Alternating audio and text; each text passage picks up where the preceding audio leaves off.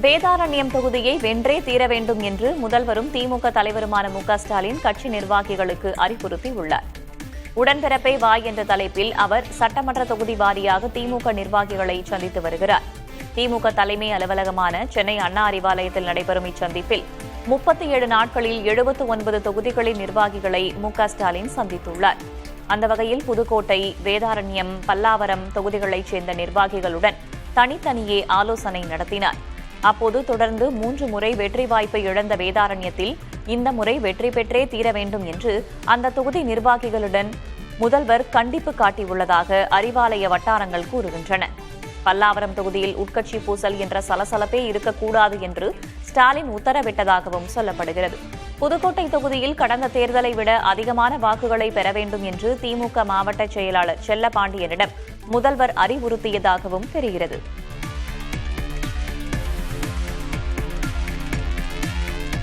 2019ஆம் ஆண்டு மக்களவைத் தேர்தலின் போது 11 கோடி ரூபாய் பறிமுதல் செய்யப்பட்ட வழக்கில் வேலூர் எம்பி கதிர் நீதிமன்றத்தில் ஆஜரானார்.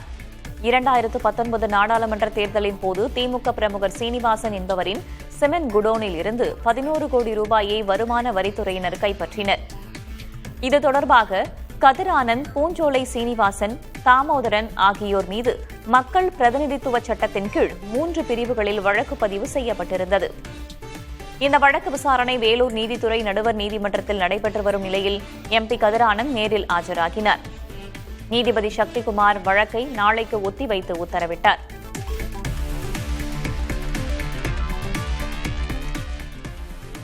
சனாதன தர்மத்தை பாதுகாப்பதற்கென தனி வாரியம் உருவாக்கப்பட வேண்டும் என்று ஆந்திர துணை முதல்வர் பவன் கல்யாண் வலியுறுத்தினார். திருப்பதி லட்டில் கலப்படம் செய்யப்பட்டதாக எழுந்த சர்ச்சை பின்னணியில் அவர் இவ்வாறு கூறியுள்ளார். சனாதன தர்மத்தை பின்பற்றுபவர்களின் உணர்வுகள் அவமதிப்பு செய்யப்படுவதாகவும் புண்படுத்தப்படுவதாகவும் இது தடுக்கப்பட வேண்டும் என்றும் கூறியுள்ளார். இதை தடுக்க உருவாக்கப்படும் வாரியத்திற்கு சம்பந்தப்பட்ட தரப்பினரின் ஒப்புதல் பெறப்பட வேண்டும் என்றும் அவர் கூறியுள்ளார். நாட்டையே உலுக்கிய நித்தாரி தொடர் கொலைகளுக்கு மரண தண்டனை விதிக்கப்பட்டிருந்த சுரேந்திர கோலியை அது தொடர்பான அனைத்து வழக்குகளிலிருந்தும் உச்சநீதிமன்றம் விடுவித்தது. உத்தரப்பிரதேசத்தின் நொய்டாவில் உள்ள நித்தாரி கிராமத்தில் காணாமல் போன பல குழந்தைகள் மற்றும் பெண்கள் கொடூரமாக கொலை செய்யப்பட்டது டிசம்பர் 2006ஆம் ஆண்டில் வெளிச்சத்துக்கு வந்து நாடு முழுவதும் அதிர்ச்சியை ஏற்படுத்தியது. இது தொடர்பான ஒரு பங்களாவின் பின்புறத்தில் தோண்டப்பட்ட போது 26 மனித எச்சங்கள் கண்டெடுக்கப்பட்டன. இதையடுத்து பங்களாவின் உரிமையாளர் மொஹிந்தர் சிங் பாந்தர் மற்றும் அவரது பணியாளர் சுரேந்திர கோலி ஆகியோர் கைது செய்யப்பட்டனர். 2023இல் மொஹிந்தர் சிங் அனைத்து வழக்குகளிலிருந்தும் விடுவிக்கப்பட்டார். சுரேந்திர கோலிக்கு எதிராக பதியப்பட்ட 13 வழக்குகளில் ஒரு வழக்கில் சிபிஐ நீதிமன்றம் கோலிக்கு வழங்கிய மரண தண்டனையை 2011இல் உச்சநீதிமன்றம் உறுதி செய்தது. ஆனால் பின்னர் அவர் 12 வழக்குகளிலிருந்தும் விடுவிக்கப்பட்டார். தனக்கு வழங்கப்பட்ட மரண தண்டனைக்கு எதிராக கோலியின் இறுதி மறுசீராய்வு மனுவை விசாரித்த உச்சநீதிமன்றம் அவரை 13வது வழக்கிலும் போதுமான ஆதாரங்கள் இல்லை என்று கூறி விடுவித்தது. இதன் மூலம் கோலிக்கு விதிக்கப்பட்ட மரண தண்டனை முற்றிலுமாக ரத்து செய்யப்பட்டுள்ளது. கோலி விரைவில் சிறையிலிருந்து விடுவிக்கப்படுவார் என்று எதிர்பார்க்கப்படுகிறது. தைவானில் நடந்த கலை கண்காட்சியில் கண்ணாடி ஓவியத்தில் தூசு படிந்திருக்கிறது என்று ஒரு தன்னார்வலர் துடைத்துள்ளார். தைவான் கீலங் அருங்காட்சியகத்தில் நடைபெற்ற கலை கண்காட்சியில் ஒரு கண்ணாடி ஓவியம் இடம்பெற்றிருந்தது. இது 40 ஆண்டுகளுக்கு படிந்திருந்த தூசின் மேல் உருவாக்கப்பட்ட ஓவியமாகும். கண்ணாடியில் தூசு படிந்திருக்கிறது என்று நினைத்து தன்னார்வலர் ஒருவர் கழிப்பறை காகிதத்தால் துடைத்து ஓவியத்தை அழித்துவிட்டார். தன்னார்வலரின் இந்த செயல் சமூக ஊடகங்களில் வைரலாகி உள்ளது. அர்ஜென்டினா நாட்டில் பியூனஸ் ஏர்ஸ் நகரில் ரயில் தடம் புரண்டதில் 19 பயணிகள் காயமடைந்தனர். இதனால் ரயில் சேவைகள் சில மணி நேரம் பாதிக்கப்பட்டன. காயமடைந்த பயணிகளுக்கு மருத்துவர்கள் குழு முதலுதவி சிகிச்சை அளித்து மருத்துவமனைக்கு அனுப்பி வைத்தது. இதைத் தொடர்ந்து தடம் புரண்ட பெட்டிகளை மீட்டு தண்டவாளத்தில் நிலைநிறுத்தும் பணி நடைபெற்றது. ரயில் தடம் புரண்டதற்கான காரணம் தெரியவில்லை.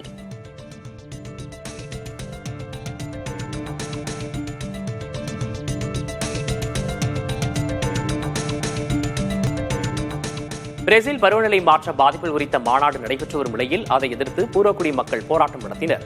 வனப்பகுதி சீர்திருத்தம் என்ற பெயரில் தங்கள் இடங்கள் பறிக்கப்படுவதாக பூர்வக்குடிகள் குரல் எழுப்பினர். அப்போது மாநாட்டு அரங்கிற்குள் நுழைய முற்பட்ட பூர்வக்குடி மக்களை பாதுகாப்பு படையினர் தடுத்து நிறுத்த முற்பட்ட போது இருதரப்புக்கும் இடையே கைகலப்பு ஏற்பட்டது. கடுமையாக தாக்கப்பட்டதால் பாதுகாவலர் ஒருவர் மயக்கமடைந்தார். பிரேசிலில் உள்ள அமேசான் காடுகளை ஒட்டி இம்மாநாடு நடைபெறுவது குறிப்பிடத்தக்கது.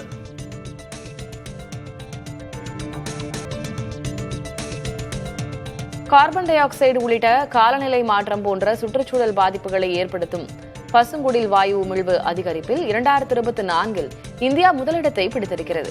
எனினும் பசுங்குடில் வாயுக்களின் ஒட்டுமொத்த உமிழ்வில் இந்தியா கடந்த ஆண்டு சீனா, அமெரிக்காவை அடுத்து 3வது இடத்தை பிடித்திருக்கிறது.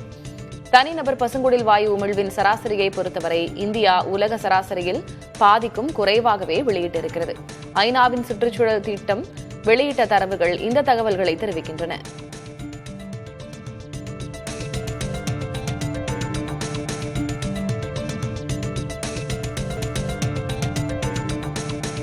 தைவான் நாட்டில் வீசிய ஃபங்வாங் புயலால் ஏராளமான வீடுகளை வெள்ளம் சூழ்ந்துள்ளது. ஆயிரக்கணக்கான வீடுகளுக்குள் வெள்ளம் புகுந்துள்ளது. பல வீடுகள் சேரும் சகதியுமாக காணப்படுகின்றன. மரங்கள் முறிந்து விழுந்ததில் கார்கள் உள்ளிட்ட வாகனங்களும் நொறுங்கியுள்ளன. ஃபங்வாங் புயல் முன்னதாக பிலிப்பீன்ஸில் பெரும் சேதங்களை ஏற்படுத்தியதோடு 27 உயிரிழப்புகளுக்கு காரணமாகியிருந்தது.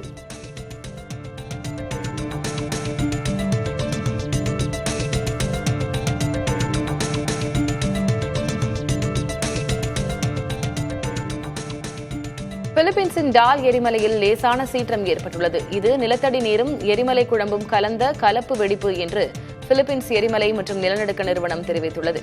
எரிமலையின் 1ஆம் எண் எச்சரிக்கை நிலை தொடர்கிறது. எந்த நேரத்திலும் திடீர் நீராவி வெடிப்புகள், எரிமலை நிலநடுக்கங்கள், லேசான சாம்பல் வீழ்ச்சி போன்றவை ஏற்படலாம் என்று தெரிகிறது. எனவே டால் எரிமலை தீவு பிராந்தியத்தில் பொதுமக்கள் நுழைவது தடை செய்யப்பட்டுள்ளது.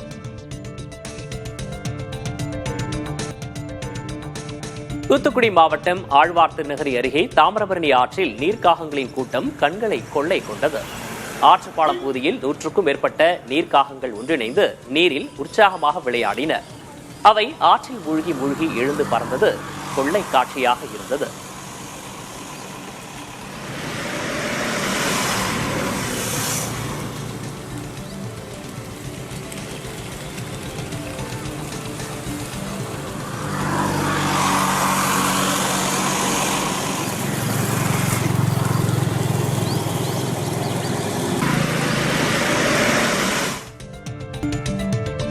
சென்னை டிஜிபி அலுவலகம் அருகே தம்பதியிடம் கைப்பையை பறித்துச் சென்ற இளைஞரை காவல்துறையினர் கைது செய்தனர்.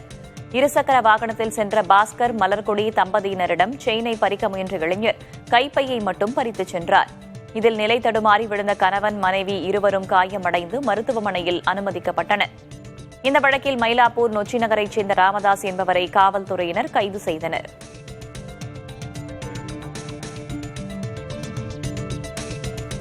நாமக்கல்லில் தேசிய முட்டை ஒருங்கிணைப்பு குழுவின் கூட்டத்தில் முட்டை ஒன்றின் பண்ணை கொள்முதல் விலை 5 காசுகள் உயர்ந்து ₹5.75 நிர்ணயிக்கப்பட்டுள்ளது. கடந்த 8 நாட்களில் முட்டை விலை தொடர்ந்து உயர்ந்து மொத்தம் 35 காசுகள் அதிகரித்துள்ளது. வட மாநிலங்களில் குளிர்காலம் தொடங்கியதால் முட்டை நுகர்வு அதிகரித்திருப்பதால் விலை உயர்த்தப்பட்டிருப்பதாக கோழி பண்ணையாளர்கள் தெரிவிக்கின்றனர். முட்டை விலை ₹6 எட்ட வாய்ப்புள்ளதாகவும் அவர்கள் கூறியுள்ளனர்.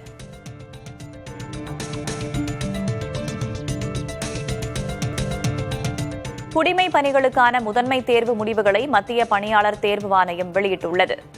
இத்தேர்வில் வென்றுள்ள 2736 தேர்வர்கள் நேர்முக தேர்வுக்கு தகுதி பெற்றுள்ளனர். முதன்மை தேர்வுகள் நாடு முழுவதும் ஆகஸ்ட் 22 முதல் ஆகஸ்ட் 31ஆம் தேதி வரை நடைபெற்றன. முதன்மை தேர்வில் தேர்ச்சி பெற்றவர்கள் IAS, IFS, IPS போன்ற குரூப் A மற்றும் குரூப் B மத்திய பணிகளுக்கான ஆளுமை திறனை பரிசோதிக்கும் நேர்முக தேர்வுக்கு அழைக்கப்படுவார்கள். தேர்வர்கள் முடிவுகளை UPSCயின் அதிகாரப்பூர்வ இணையதளத்தில் பார்த்து பதிவிறக்கம் செய்து கொள்ளலாம்.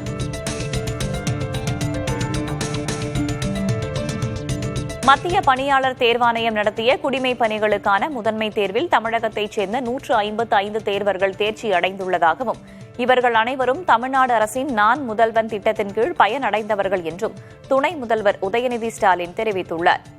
இது தொடர்பாக அவர் வெளியிட்டிருக்கும் எக்ஸ் தள பதிவில் தமிழ்நாட்டிலிருந்து முதன்மை தேர்வு எழுதி தேர்ச்சி பெற்றவர்களில் 87 பேர் தமிழ்நாடு அரசின் அகில இந்திய குடிமை பணிகள் பயிற்சி மையத்தில் பயிற்சி பெற்றவர்கள் என்று குறிப்பிட்டுள்ளார்.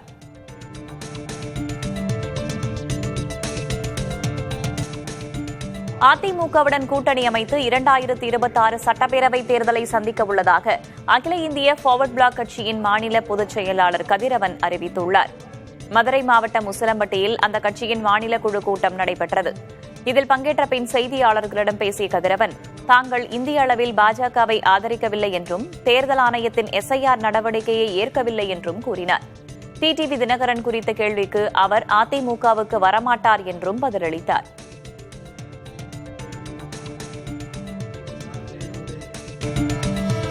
ஸ்லீப்பர் வசதி கொண்ட வந்தே பாரத் ரயிலை 180 கிலோமீட்டர் வேகத்தில் இயக்கும் சோதனை வெற்றிகரமாக நடந்து முடிந்துள்ளது. நாடு முழுவதும் பயண நேரத்தை குறைக்கும் நோக்கில் பல்வேறு வழித்தடங்களில் அதிவேக ரயில் சேவையளிக்கும் வந்தே பாரத் ரயில்கள் இயக்கப்பட்டு வருகின்றன. இதன் அடுத்த கட்டமாக படுக்கை வசதியுடன் வந்தே பாரத் ரயில் சேவையளிக்கும் நடவடிக்கையாக அதற்கான பெட்டிகளை வடிவமைத்துள்ளது. இந்த ரயிலில் கடந்த ஆண்டு டிசம்பரிலும் கடந்த ஜனவரி மாதமும் முதற்கட்ட சோதனை நடந்தது. தற்போது 16 பெட்டிகள் கொண்ட ரயிலை ராஜஸ்தானில் 180 கிலோமீட்டர் வேகத்தில் இயக்கி நடத்தப்பட்ட சோதனை ஓட்டம் வெற்றியடைந்துள்ளது.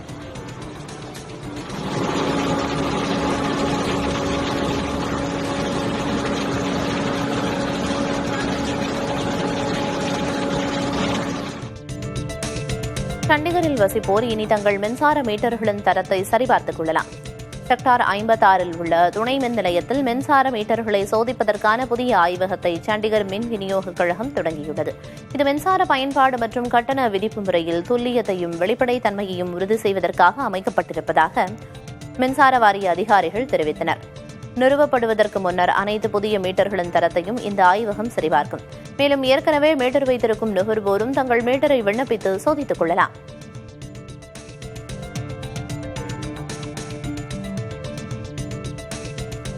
உலக அளவில் கடந்த 3 தசாப்தங்களில் காலநிலை பேரிடர்களால் அதிகம் பாதிக்கப்பட்ட நாடுகளின் பட்டியலில் இந்தியா உலக அளவில் 9வது இடத்தில் உள்ளது.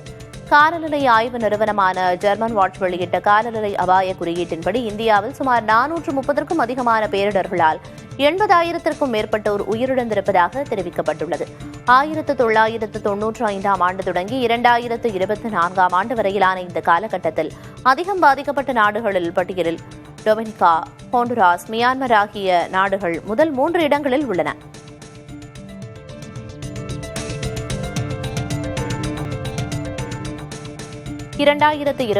ஆண்டு IPL கிரிக்கெட் தொடருக்கான மினி ஏலம் டிசம்பர் மாதம் அபுதாபியில் தொடங்கும் என தகவல் வெளியாகியுள்ளது.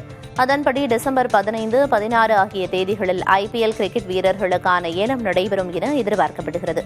2023ஆம் ஆண்டு துபாயிலும் 2024ஆம் ஆண்டு சவுதி அரேபியாவின் ஜெட்டா நகரிலும் IPL ஏலம் நடைபெற்றது. அதன் தொடர்ச்சியாக 3வது முறையாக இந்தியாவுக்கு வெளியே IPL தொடருக்கான மினி ஏலம் நடத்தப்பட உள்ளது குறிப்பிடத்தக்கது. ONGC என்று குறிப்பிடப்படும் எண்ணெய் மற்றும் இயற்கை எரிவாயு கழகம் அதன் ஒருங்கிணைந்த நிகர லாபத்தில் ஒரே ஆண்டில் 28.2 விழுக்காடு வளர்ச்சியை பதிவு செய்துள்ளது. இந்தியாவின் எரிசக்தி மகாரத்னா நிறுவனமான ONGC 2025-26ஆம் நிதியாண்டின் 2வது காலாண்டில் 12,615 கோடி ரூபாய் நிகர லாபத்தை ஈட்டியுள்ளது. தேனி மாவட்டம் ஆண்டிப்பட்டி சுற்றுவட்டார பகுதிகளில் மருத்துவ குணம் நிறைந்த அரிய வகை இயற்கை காளான்களின் சீசன் தொடங்கியுள்ளது. நோய் எதிர்ப்பு சக்தி உட்பட பல நன்மைகளை கொண்ட இந்த காளான்கள் செம்மண் மற்றும் புற்றுகள் மற்றும் மலைப்பகுதிகளில் மட்டுமே கிடைக்கின்றன. சந்தையில் 1 கிலோ 400 முதல் 500 ரூபாய் வரை விலை கிடைப்பதால் விவசாயிகளும் பொதுமக்களும் தேடிச் சென்று காளான்களை சேகரிக்கும் பணியில் ஈடுபட்டுள்ளனர்.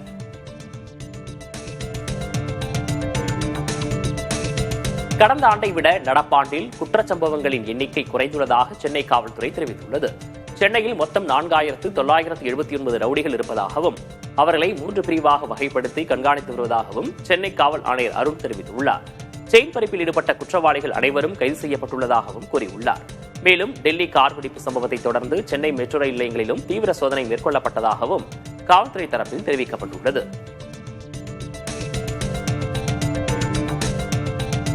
சென்னையின் பெருங்களத்தூரில் இருந்து தாம்பரம் நோக்கி செல்லும் சாலையில் பகல் நேரத்தில் தார் சாலை அமைக்கும் பணி நடைபெறுவதால் கடும் போக்குவரத்து நெரிசல் ஏற்பட்டுள்ளது. வழக்கமாக இரவில் நடைபெறும் சாலை பணி பகலில் நடப்பதால் வாகனங்கள் ஆமை வேகத்தில் ஊர்ந்து செல்கின்றன. நெரிசலை கட்டுப்படுத்த போக்குவரத்து காவல்துறையினர் பணியில் ஈடுபட்டுள்ளனர். இந்த திடீர் நெரிசலால் வாகன ஓட்டிகள் பெரும் அவதிக்குள்ளாகியுள்ளனர்.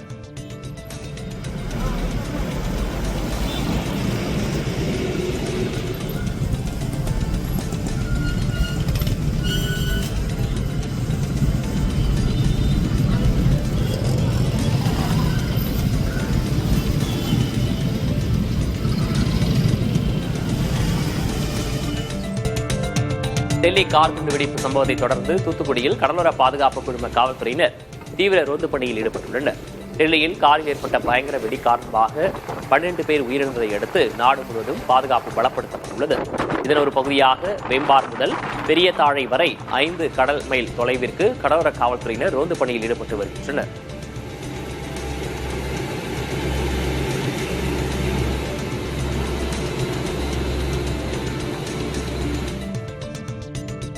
சென்னையில் ஆபரண தங்கத்தின் விலை சவரனுக்கு 800 ரூபாய் குறைந்துள்ளது. அதன்படி ஒரு சவரன் தங்கத்தின் விலை 92,800 ரூபாயாக உள்ளது. கிராமுக்கு 100 ரூபாய் குறைந்து 11,600 ரூபாய்க்கு விற்பனை செய்யப்படுகிறது. தங்கம் விலை குறைந்துள்ள அதே வேளையில் வெள்ளி விலை இன்று ஒரே நாளில் கிலோவுக்கு 3,000 ரூபாய் உயர்ந்துள்ளது. 1 கிலோ வெள்ளி 1,73,000 விற்பனை செய்யப்படுகிறது. சென்னையில் 1 கிராம் வெள்ளி விலை 173 ரூபாயாக உள்ளது. சென்னை மாநகராட்சியில் பணியாற்றும் தூய்மை பணியாளர்களுக்கு காலை உணவு வழங்கும் திட்டத்தை வரும் 15ஆம் தேதி முதல்வர் தொடக்கி வைக்க உள்ளதாக மேயர் பிரியா தெரிவித்துள்ளார். மாண்புமிகு முதலமைச்சர் அவர்கள் தூய்மை பணியாளர்களுக்கு என்று தனியாக இப்பேற்பட்ட சிறப்புமிக்க திட்டமாக உணவு வழங்கும் திட்டத்தினை துவங்கி வைக்க இருக்கிறார்கள். வரக்கூடிய 15ஆம் தேதி இத்திட்டம் மாண்புமிகு முதலமைச்சர் அவர்களால் இத்திட்டம் துவங்கி வைக்கப்பட இருக்கிறது. தூய்மை பணியாளர்களுக்கிடையே இது நல்ல வரவேற்பை பெற்றிருக்கிறது. எத்தனையோ காலகட்டங்களில் தூய்மை பணியாளர்கள் எந்த ஒரு உணவும் இல்லாமல் 6 மணி நேரம் 7 மணி நேரம் பணியில் ஈடுபடக்கூடிய சூழல் இருந்தது. இன்றைக்கு அவர்களுக்காக தனித்துவமாக திட்டத்தை கொண்டு வரக்கூடிய 15ஆம் தேதி செயலுக்கு கொண்டு வர இருக்கிறார்கள். தமிழ்நாட்டின் முதல்வராக மக்கள் பிரதிநிதிகளாக யார் வர வேண்டும் என்பதை இந்த மண்ணின் மைந்தர்கள்தான் முடிவு செய்ய வேண்டுமே தவிர வெளி மாநிலத்தவர்கள் தீர்மானிக்க கூடாது என்று தமிழக வாழ்வுரிமை கட்சியின் தலைவர் வேல்முருகன் தெரிவித்துள்ளார். ஸ்டேட் என்ட்ரி லைன் பர்மிட் முறை மேகாலயாவில் இருக்கு, அஸ்ஸாமில் இருக்கு, வடகிழக்கு மாநிலத்தில் இருக்கு. அந்த முறை இங்க இல்ல. அந்த முறையை மாண்புமிகு தமிழ்நாடு முதலமைச்சரும் தமிழக அரசும் கொண்டு வரணும். வட இந்தியர்கள் யார் வேணுமாலும் இங்க வரலாம், வாழலாம், நான் மறுக்கல. ஆனா அவர்கள் இந்த நாட்டினுடைய இந்த காஞ்சிபுரம் தொகுதிக்கு யார் சட்டமன்ற உறுப்பினராக வரணும்ன்றத இந்த நிலத்தின் உரிமையாளர்கள், இந்த நிலத்தின் மண்ணின் மைந்தர்கள், இந்த மண்ணில் ஆண்டாண்டு காலமா வாழக்கூடிய மக்கள் தான் தீர்மானிக்கணும். வந்தவங்க போனவெல்லாம் தீர்மானிக்கக்கூடாது. இங்க யார் மேயரா வரணும், இங்க யார் எம்பியா வரணும், இங்க யார் எம்எல்ஏ வரணும், இந்த நாட்டுக்கு யார் முதலமைச்சரா வரணும்ன்றத ஒரு பீகாரியோ ஒரு குஜராத்தியோ ஒரு ராஜஸ்தானியோ தீர்மானிக்க கூடாது என்பதுதான் என்னுடைய வேண்டுகோள். சிவகாசி சாட்சியாபுரத்தில் புதிய ரயில்வே பாலம் திறக்கப்பட்டதை பட்டாசு உற்பத்தியாளர்கள் மற்றும் பொதுமக்கள் பட்டாசு வெடித்து கொண்டாடினர்.